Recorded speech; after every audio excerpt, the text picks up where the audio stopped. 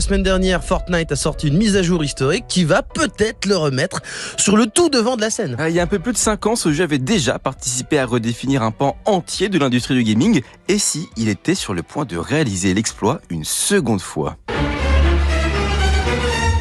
En septembre 2017 sort Fortnite Battle Royale, un jeu qui emporte avec lui une immense partie de la communauté gaming et inspire l'industrie du jeu vidéo tout entière. Cette histoire, on vous l'a racontée en partie il y a un mois quand Fortnite a réalisé l'un de ses coups marketing les plus puissants, revenir à la toute première version de son jeu. Ça avait incité de très nombreux joueurs nostalgiques qui l'avaient abandonné à le relancer, explosant au passage leur record historique de joueurs connectés en une seule journée avec 44,7 millions de personnes le 4 novembre. Mais comme Fortnite est un jeu qui est très changeant, on a appris que ce retour aux sources n'était que de courte durée.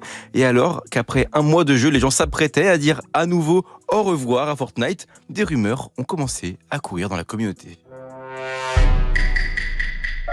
Et la rumeur, c'était que Fortnite serait sur le point de sortir la plus grande mise à jour de l'histoire du jeu. Avoir fait revenir tous les anciens joueurs, c'était que la première étape. Il était temps de redevenir définitivement le numéro 1 mondial.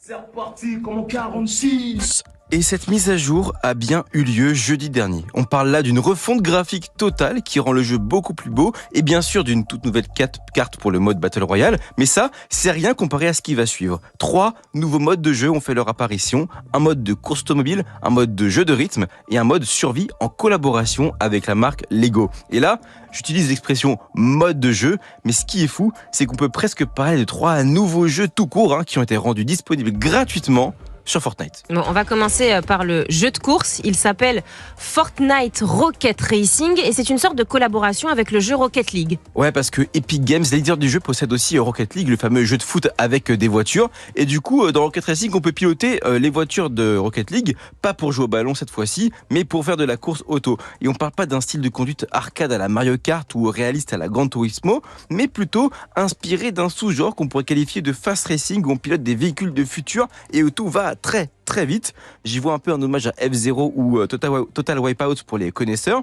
Et ce qui est fou, c'est qu'on peut lier nos comptes Rocket League et Fortnite pour récupérer les véhicules qu'on a sur Rocket League. Et ça, c'est une petite nouveauté un peu sur la porosité du jeu vidéo qui mériterait bien sa chronique entière.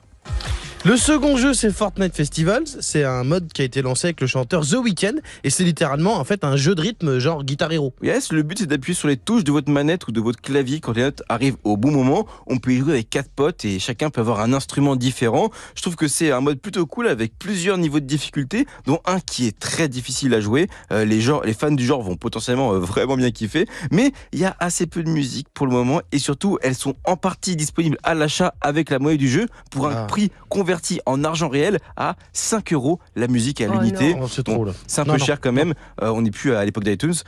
Donc je ne suis pas fan du modèle économique pour être honnête, ce sera sans moi, même si je pense que les joueurs qui kiffent le genre vont s'y retrouver.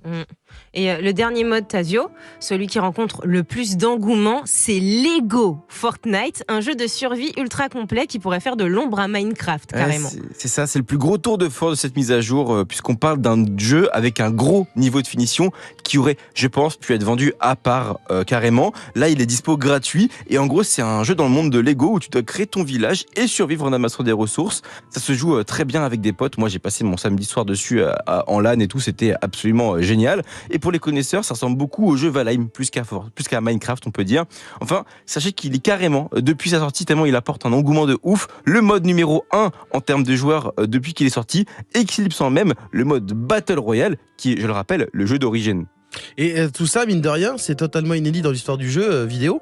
En fait, Fortnite, c'est en train de devenir plus un catalogue de jeux, en fait. C'est genre PlayStation Store, Game Pass. C'est plus ça qu'un jeu en lui-même. Ouais, ça date pas d'hier de voir des jeux contenir des expériences différentes. On pense à Garry's Mod ou même à Roblox. Mais là, je tiens à le dire, on parle vraiment de plusieurs jeux entiers qui ont une bonne durée de vie. Le tout gratuitement et développé par Fortnite et donc avec potentiellement le même niveau de mise à jour effréné qu'on connaît de la part de l'éditeur.